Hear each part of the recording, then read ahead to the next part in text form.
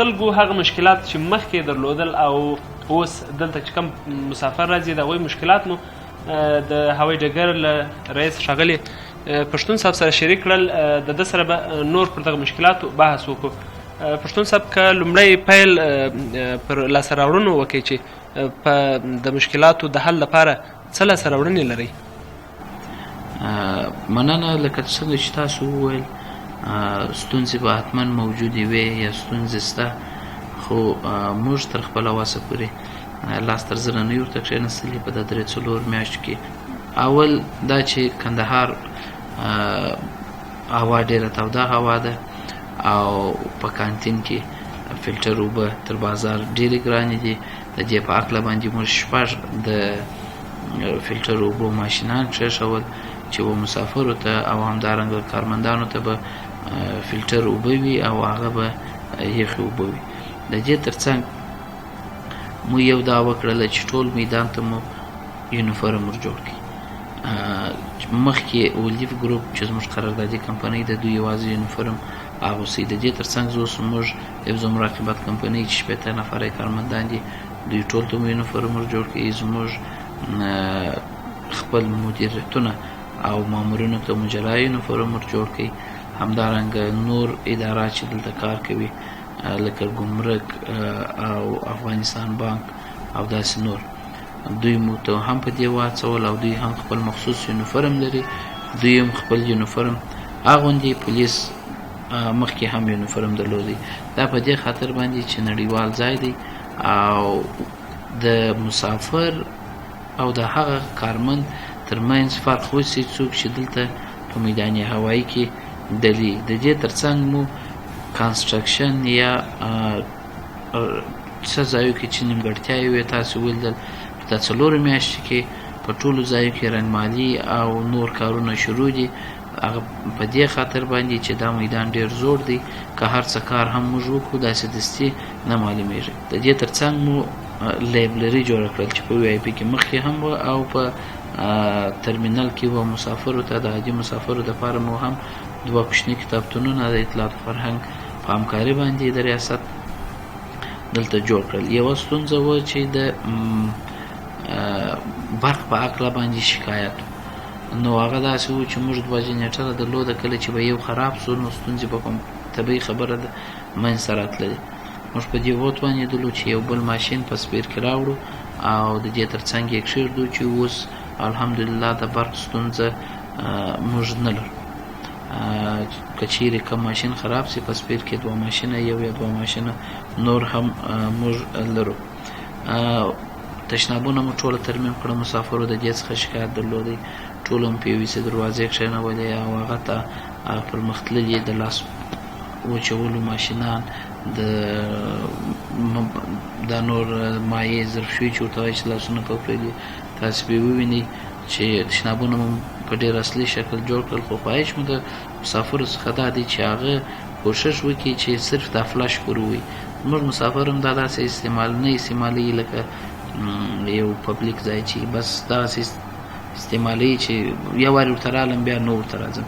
دوی هم دا زموږ د شیانو سره څه چې لازم دي هغه رقم نه مراعتوي. د دې تر څنګ یوه بله غټه موضوع دا ده چې سولر لایټس هم په رم کې 10 پایې چې تایرې ته هم ځای دی او همدارنګه په پارکینګ کې دا مو کار پر شروع دی. اوس به تاسې ووینئ نصبېږي چې په 3-4 ورځو کې به ټوله نصب سي او سولر لایټس به د شپې د خوا څخه به دا ټوله ځای روښانه وي. که چیرې جنریټر یا برق نه وي هم د سولر د لارې به دا غټې پایې 25 پایې دي دا به دلته روښانه وي.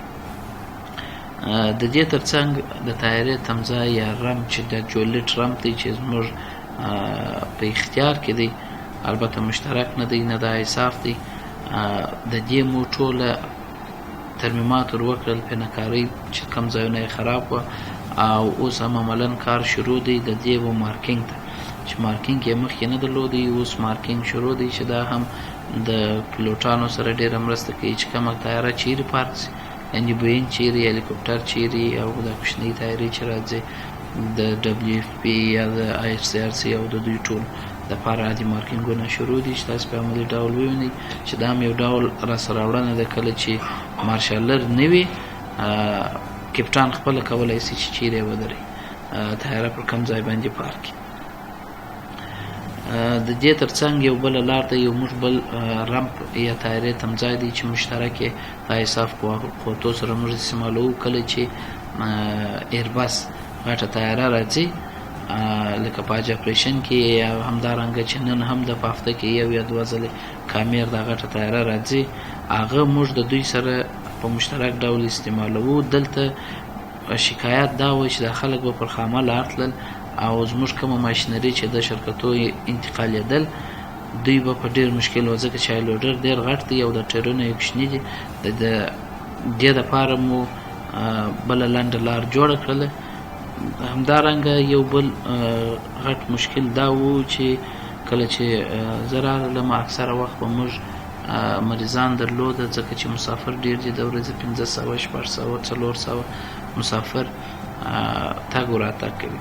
په دې کې حتما مریضان یا ناروغه پاسنجر موږ لرو مسافرین چې متاسفانه یو څه وخت مخکې پر کانټر باندې زموږ تاسې یو مسافر خپل ژوند د لاسه ورکړی، مریض و د زړه حمله باندې راغله. نو موږ بیا د سطح عامې په مرسته یو ډاکټر استخدام کړي او همدارنګه یو کوچنی کلینیک مو جوړ کړي ترڅو چې هغه اولنۍ مرستې موږ وکولی شو. د یو چا لاس ونیسي یا د خواګرځی کېږي او فشار یې پورته سي کړل سي چې تر وکولی شو چې هغه بیړنۍ کومکونه و دوی تر دوی پورې ورسو. د دې ترڅنګ د خارجیانو سره موږ روزمره نن یې درېیمه ورځ ده چې د ټول میدان خدای نکرده که کومه پیښه وشي کوم امبولانسونه موږ باید رم ته پرېږدو، کومې شفاخانې ته باید موږ ژر خپل مریضان انتقال کړو. سیف روم چیرې جوړ موږ غواړو خپل ښځینه سټاف چیرې په هغه ځای کې مسونه وساتو. نو پر دې باندې معمولا کار شروع دی. شکایت دا و چې هوا توده ده، دلته ګرمي ده په ترمینل کې. زموږ ترمینل چې دی تقریبا 80 څخه تر 65 کلو پورې قدامت لري، د اوسني معیارو پر اساس باندې جوړ نه دی. نو هغه دپاره مو کولران راوړل چې په مسافرو دغه مشکل حل شو، ځکه چې په ایسي باندې موږ دونه ظرفیت نه درلود چې دونه غټ ځای موږ یخ وساتو. هغه مشکل مو هم رفع کړی.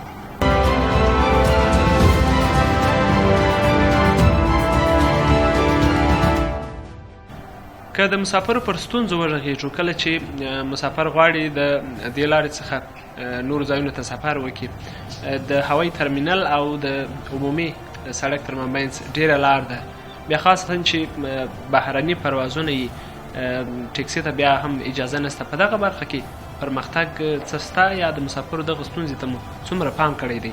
دا ستاسو سره منم چې ستونزه شته، چون دا نظامی میدان دی. دلته زموږ سره یوازې ملکیان دی، خارجیان شته، پل اردو دی، قوای هوایي ده او نور دي. مسافرو ته مشکل بیخي ډېر دی په دروازو کې. موږ هڅې کوو د والي صاحب جناب والي صاحب په مشرۍ باندې چې تر څو وکولی شو دا ستونزه حل کړو. د اوسني وخت لپاره موږ دا کړي دي چې مرجاني کاسټران مو د اولې دروازې څخه بیا تر پارکینګه پورې د وانوردۍ په مالي لګښت باندې ورته درولي دي، چې دا 3 کاسټره دي. دا روزمره خلک په مرجاني ډول د اول ګیټه څخه بیا تر دې ځای پورې راولي تر پارکینګه پورې. او پاتې شو د ټکسیانو خبره. ټکسیان چې دي په ټولو میدانو کې شته او ټکسي تر نورو ګران دي، مګر دا به بهتره وي چې د ترانسپورټ ریاست په دې باندې وضاحت ورکړي چې دوی ولې دونه ډېر پیسې اخلي. چون دا د ترانسپورټ د ریاست د خوا څخه موږ ته معرفي کېږي 15 ټکسیان، او د دې ترڅنګ که کوم زموږ کوم ستونزې وي، موږ او قومندان صاحب هم خپل نمبرونه ټوله په ترمینل کې موښلولي دي. دوی کولی شي چې همزمان موږ ته زنګ ووهي.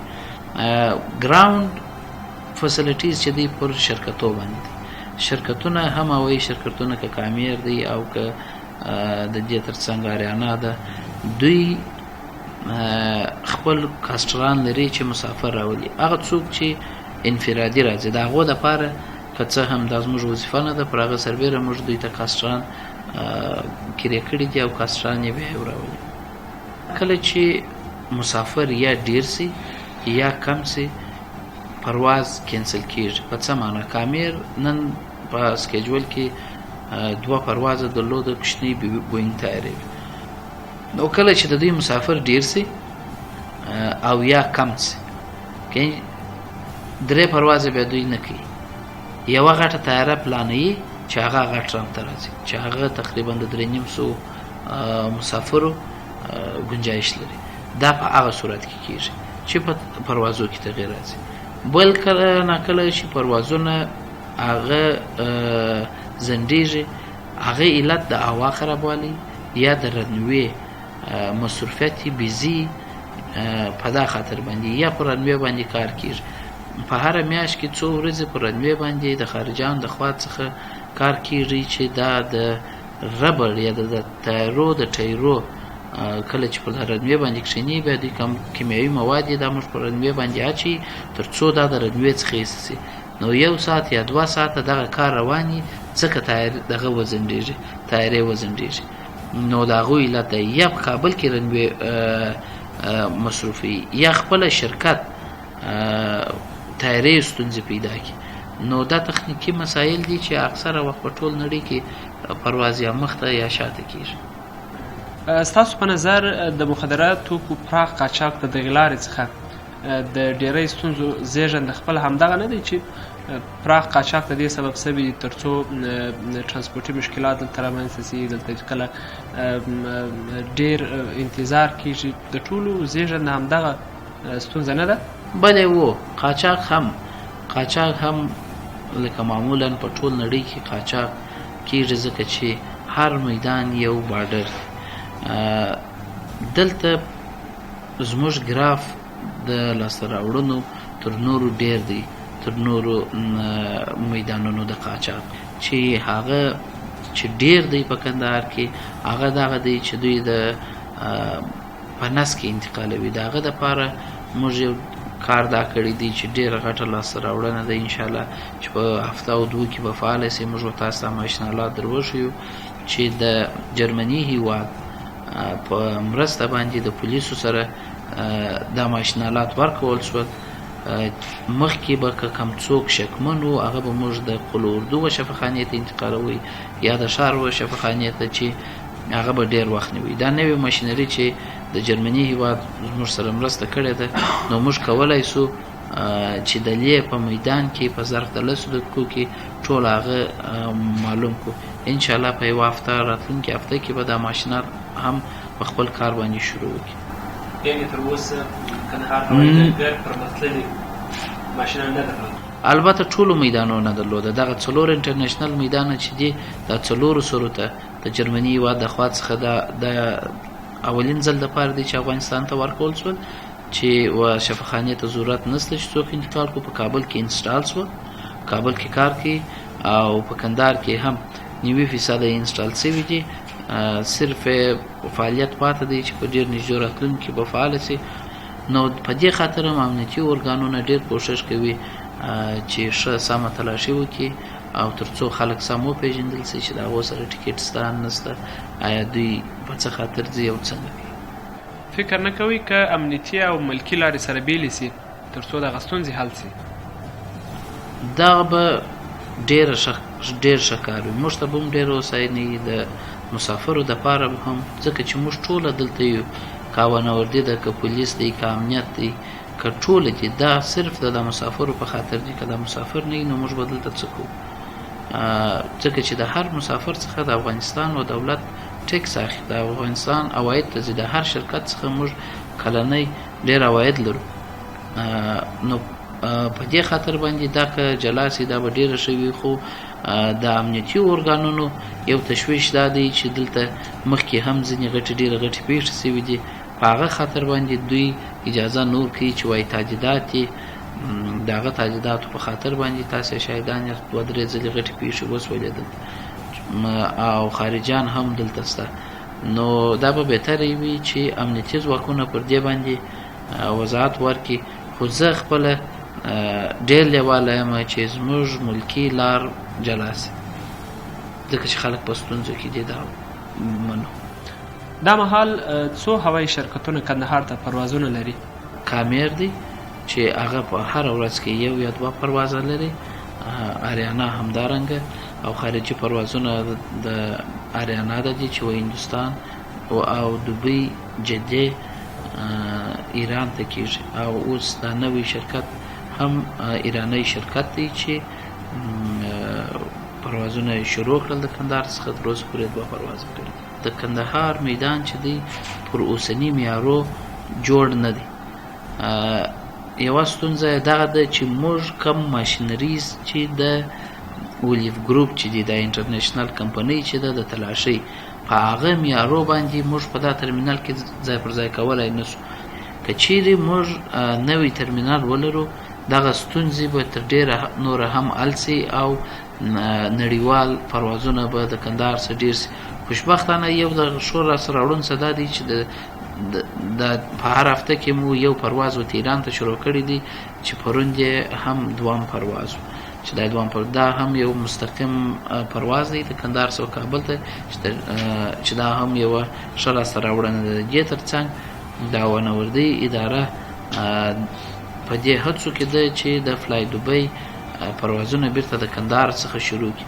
خو کم شرکتونه چې راځي هغه چې د کندهار ارزیابي وکړي، خپله ترمینل چې دی هغه پر اوسني معیارو نه دی جوړ. په دا خاطر زړه نه ورته ښه کوي. نو امیدوار یو چې ډېر ژر به فلای دوبۍ هم د کندهار څخه و دوبۍ ته ډایرکټ فلایټونه ولرو، ځکه چې موږ مسافر ډېر لرو، هم د کندهار څخه و دوبۍ ته و هم هندوستان ته.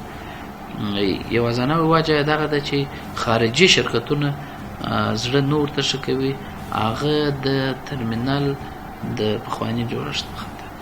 اوس مزار، هرات، کابل دا نوي ترمینلونه دي، خارجي پروازونه دا ټوله نوي جوړ شو. نو که چیرې موږ هم نوی ترمینل ولرو، زموږ پروازونه به ډېر سي. اوس هم الحمدلله کندهار په 2م کې دی. د اول کابل میدان یوی دی چې ډېر مسافر او ډېر پروازونه لري، 2م کندهار. چیرې دغه موږ نوی ترمینل ولرو انشاءالله عواید به مو بیخي ډېر سي. د ډیری هوایي شرکتونو مسؤلین شکایت کوي چې د کندهار هوایي ډګر ملکي برخه د لوی بارونکو تیارو دپاره هغه تمځای نه لري. دغه ستونزه څونه جدي ده او د حل لپاره تاسې څه کړي دي؟ 3 رمپه څخه اوس موږ استفاده کوو. یو مکمل چې جولیټ رمپ دی چې د ترمینل و مخ ته دی، چې کله چې دا ترمینل جوړ سوی دی دا رمپ جوړ سوی دی چې هغه وضعیت فعلا خراب دی او د غټو تیارو یعنې د ایربس تیارو دلته نسي راتللی چون هغه ډېره غټې دي. دا رمپ د هغو دپاره جوړ نه دی. د هغو دپاره موږ بل رمپ لرو په نامه د هوټل رمپ چې د خارجیانو سره مشترک موږ استفاده کوو چې په اوسني معیارو نړیوالو معیارو جوړ دی. هر شرکت چې ایربس پرواز لري موږ سره مخکې کوارډینیټ یي، موږ د ټاور سره دا شریکوو او کومه داسې ستونزه نشته، صرف د ټاور د سکیجول سره سم هغه پروازونه راتلی سي. یو د حج اپریشن دی، ټول اجاج موږ د هغه رمپ څخه انتقال کړل، دا نوې تیاره وه ایربس، هېڅ کم داسې ستونزه رامنځته نه سول. او یو بل څه چې په حج اپریشن کې موږ یو شکایت هم نه درلودی چې په زراو وجات مو انتقال کړل بیرته رالل. خوشبختانه چې موږ کم شکایت نه درلودی او د تیرو 10 کلو یا 12 کلو څخه ټوله د مسافرینو بګاج یا غوټې هغه په حاجي کمپ کې ورکول کېدل. اولین ځل دپاره چې دلته مو ورکړی او د هیچا یو بیک هم نه دی ورسوی.